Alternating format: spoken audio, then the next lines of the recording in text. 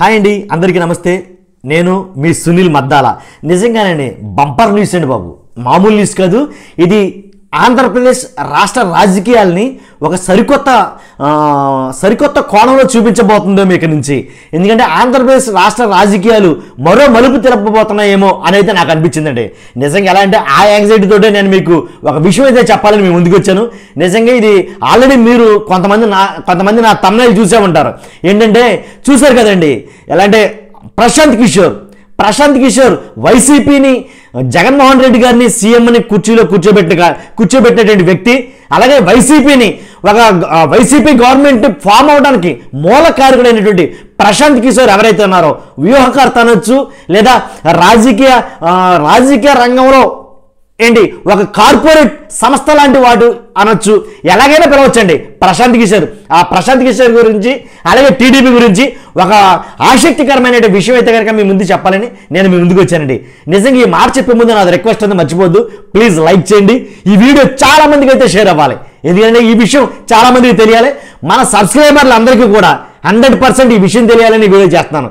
ఏంటంటే ఎక్కడో 200-300 ఉండే మన సబ్స్క్రైబర్లు ఇంచుమించుగా 16,000 మంది పైచులకు సబ్స్క్రైబ్ చేస్తారండి మన ఛానల్ సబ్స్క్రైబ్ చేసిన ప్రతి ఒక్క సబ్స్క్రైబర్కి నేను ఈ వీడియో ఖచ్చితంగా చేయాలని వాళ్ళకి తెలియాలని చెప్తున్నా. ఎందుకంటే రాష్ట్ర రాజకీయ చరిత్రలో మరో కొత్త అధ్యాయం రానుంది. ఎందుకంటే కనుక టీడీపీ 100% విన్ కాబోతుంది అని అనడానికి ఒక ముఖ్యమైన కారణాలలో ఒక కారణం ఈరోజు జరిగిందండి. అదేంటంటే ప్రశాంత్ కిషోర్ని లోకేష్ గారు కలవడం జరిగింది. ఎందుకంటే కనుక అంతకుముందు ఏదైతే వైసీపీ గవర్నమెంట్ ఫామ్ అయ్యిందో, అంతకుముందు ఏదైతే జగన్మోహన్ రెడ్డి గారు సీఎం అయ్యారో, వీటన్నిటికీ మూలకారకుడు, వ్యూహకర్త ఎవర్రా అంటే కనుక ప్రశాంత్ కిషోర్ అని చాలా మందికి తెలిసిన విషయమే. అలాంటి ప్రశాంత్ కిషోర్ వైసీపీ ఓడిపోతుందనో, లేదా వైసీపీ పరిస్థితి గ్రాఫ్ తగ్గిందనో ఏంటో తెలియదు మొత్తానికి.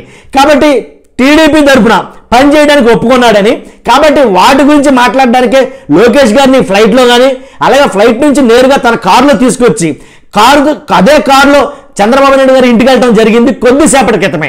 అది గురించి అన్నానండి తాజా వార్తని. నిజం, ఎందుకు మనోడు అంత యాంగ్జైటీ ఫీల్ అయిపోతున్నాడో ఏముందో ప్రశాంత్ కిషోర్ టీడీపీకి పనిచేస్తే మాత్రం ఏం పోటీ చేస్తాడు అని చాలా మంది అయితే మాట్లాడుకోవచ్చు. మరి ముఖ్యంగా వైసీపీ వాళ్ళు అయితే మాట్లాడవచ్చు. పార్టీ ఏదైనా సరే పక్క ఇన్ఫర్మేషన్ ఉండాలంటాను నేను. కాబట్టి ఎందుకన్నానండి ఈ మాట, ప్రశాంత్ కిషోర్ అంటే సామాన్య వ్యక్తి కాదు. చాలా మందికి తెలుసో తెలియదు, కానీ నా అంచనా ప్రకారం ప్రశాంత్ కిషోర్ ఏ పార్టీకి పనిచేస్తే ఆ పార్టీ బంపర్ మెజార్టీతో గెలుపొందినటువంటి దాఖలాలు చాలా ఉన్నాయి. నిజంగానండి, అటువంటి సంచలనాలకి తెరదీసినటువంటి అంశం ఇది నన్ను అడిగితే కనుక. కాబట్టి ఇలాంటి ప్రశాంత్ కిషోర్ ఒక టీడీపీ తరపున పనిచేయడానికి ఎలా ఒప్పుకున్నాడో అర్థం కాల. ఎందుకంటే ఆల్రెడీ లాస్ట్ టైం వైసీపీ గెలవడానికి ప్రధానమైనటువంటి ముఖ్య కారణం ప్రశాంత్ కిషోర్. మొన్న రీసెంట్గా చేసినటువంటి ఐపాక్ సర్వే ఏదైతే ఉందో, ప్రశాంత్ కిషోర్ చేసినట్టు ఐపాక్ సర్వే, వైసీపీ తరపున చేసిన సర్వే ఏదైతే ఉందో, ఆ సర్వేలో వైసీపీకి దారుణంగా సీట్లు అయినా కోల్పోవడం, చాలా మంది ఎమ్మెల్యేలు ఓడిపోతారంటాం, చాలా మంది మంత్రులు ఓడిపోతారనడం, తన సర్వేలో జగన్మోహన్ రెడ్డి గారికి వెల్లడించినటువంటి ప్రశాంత్ కిషోర్ ఉన్నట్టుండి అనూహ్యంగా టీడీపీ వైపుకి ఎదురు తిరిగాడు. నిజంగా అలా తిప్పుకోవడానికి టీడీపీ వాళ్ళు ఎలాగా అసలు ఇది జరిగిందనేది నాకే అందుపట్టడంలా. మొత్తానికి ఏదైతేనండి, ఏమండి ఒకరు గెలవాలి అని అంటే కనుక ఏదో చుట్టూ ఉన్నవన్నీ పనిచేస్తాయంట. సేమ్ అలాగేనేమో తెలియదు, కానీ ప్రశాంత్ కిషోర్ కూడా టీడీపీ వైపు రావడానికి ఏంటనేది కారణం ఎలా ఉన్నా సరే, అంటే గెలవడానికి ఇది కూడా ఒక ఆస్కారమేమో అనేది కనుక చాలా మంది అయితే మాట్లాడుకున్నారండి. చాలా మందికి తెలిసిన విషయం ఏంటంటే కనుక ప్రశాంత్ కిషోర్ సామాన్యమైన విషయం కాదు. తన సర్వే నెలకోసారి చేసే ఐపాక్ సర్వే కానీ, తన టీం ఏదైతే ఉందో కొన్ని వేల మంది వాళ్ళు చేసే పనులు కానీ చూస్తే మైండ్ బ్లోయింగ్ అనమాట. నిజంగా ఎలా మామూలుగా ఉండదండి వాళ్ళ సర్వేలు కానీ, వాళ్ళ పనులు కానీ, వాళ్ళ స్ట్రాటజీ కానీ, వాళ్ళ ఏదైతే రాజకీయ పరిజ్ఞానం ఉందో మామూలుగా ఉండదో, అల్టిమేట్ అనమాట. నిజంగాను ప్రశాంత్ కిషోర్ అంటేనే అట్టడుగు నుండే పార్టీ, అధమ స్థాయిలో ఉండే పార్టీని నిజంగా ఎందుకు పనికిరాదురా ఆ పార్టీ అనుకున్న పార్టీని లేపి కూర్చోబెట్టి ఖచ్చితంగా అలాంటి పార్టీని గెలిపించి మరీ చూపించాడండి ప్రశాంత్ కిషోర్. కాబట్టి ఎలాంటి ప్రశాంత్ కిషోర్ని ఎలా ఒప్పించారంటే తెలియదు, కానీ అయితే ప్రశాంత్ కిషోర్ ఏ పార్టీ తరపున ఉంటే కనుక ఆ పార్టీ గెలుస్తుంది అని అంటే మటుకు 100% వాస్తవం. అలాంటి ప్రశాంత్ కిషోర్ ఈరోజు ఈ సమయంలో జస్ట్ 1 అవర్ ముందే, కాబట్టి ప్రశాంత్ కిషోర్ టీడీపీ లోకేష్ గారితో మాట్లాడడం జరిగింది. అలాగే చంద్రబాబు నాయుడు గారితో మాట్లాడడానికి తన నివాసానికి వెళ్ళినట్టు తాజా సమాచారం, పక్కా సమాచారం అయితే కనుక మనకు అందిందండి. కాబట్టి ఇలాంటి ప్రశాంత్ కిషోర్తో పనిచేయబోయే టీడీపీ రానున్న 2-3 నెలల్లో ఇంకెన్ని అస్త్రాలు సంధించబోతుంది. ప్రశాంత్ కిషోర్ అంటే కనీసం ప్లానింగ్, పర్ఫెక్షన్, వీటన్నిటి ఈ పదాలన్నిటికీ ప్రశాంత్ కిషోర్ మారుపేరు. కాబట్టి ప్రశాంత్ కిషోర్ టీం దిగింది అంటే కనుక ఇక విన్ అయినట్టే లెక్క. కాబట్టి అలాంటి ప్రశాంత్ కిషోర్ టీడీపీ తరపున పనిచేస్తున్నాడు అని అనేసరికి చాలా మంది టీడీపీ శ్రేణుల్లో నూతన ఉత్సాహం రేకెత్తింది అని అంటే ఏమాత్రం సందేహం లేదండి.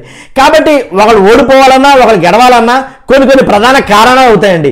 ఆ కారణాల్లో టీడీపీ గెలవడానికి ప్రధాన కారణం ఇప్పుడు ప్రశాంత్ కిషోర్ కాబోతున్నాడా అనేది రేపు మాట్లాడుకోబోతారు చాలా మంది. అసలు ప్రశాంత్ కిషోర్ టీడీపీ తరపున పనిచేస్తాడన్న వార్త దావాహనాలు అయితే కనుక చాలా మంది తెలియబోతుంది. కాబట్టి ఇలాంటి సిచ్యువేషన్లో ఏదైతే జరుగుతుందో ఈ ప్రశాంత్ కిషోర్ టీడీపీని గెలిపిస్తాడా లేదా వైసీపీ ఓడిపోవడానికి ప్రశాంత్ కిషోరే ప్రధాన కారణం అవుతాడా? అసలు ప్రశాంత్ కిషోర్ టీడీపీకి ఎలాగలిగాడు? కాబట్టి జగన్ ప్రశాంత్ కిషోర్ని ఎలా వదులుకున్నాడు అనేది చాలా అనుమానాలు, సందేహాలు అయితే చాలా మందికి ఉన్నాయండి.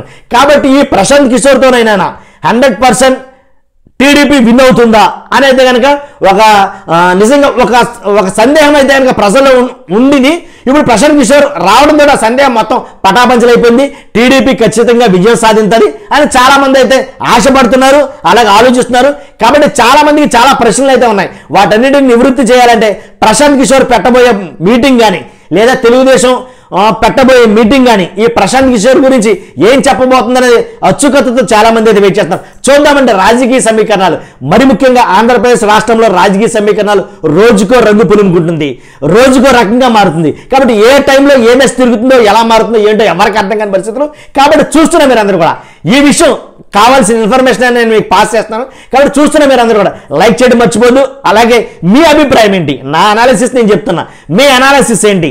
కాబట్టి ప్రశాంత్ కిషోర్ తోటి టీడీపీ ఖచ్చితంగా విన్ అవుతుందంటారా లేదంటారా అనేది మీ అభిప్రాయం తెలుసుకోండి. ప్లీజ్ కామెంట్ చేయడం మర్చిపోదు. చూస్తున్న మీరు అందరూ కూడా లైక్ చేయండి, అలాగే సబ్స్క్రైబ్ చేయడం చాలా ఇంపార్టెంట్. మన ఛానల్ టార్గెట్ 1,00,000 మంది సబ్స్క్రైబర్లండి. Thank you very much.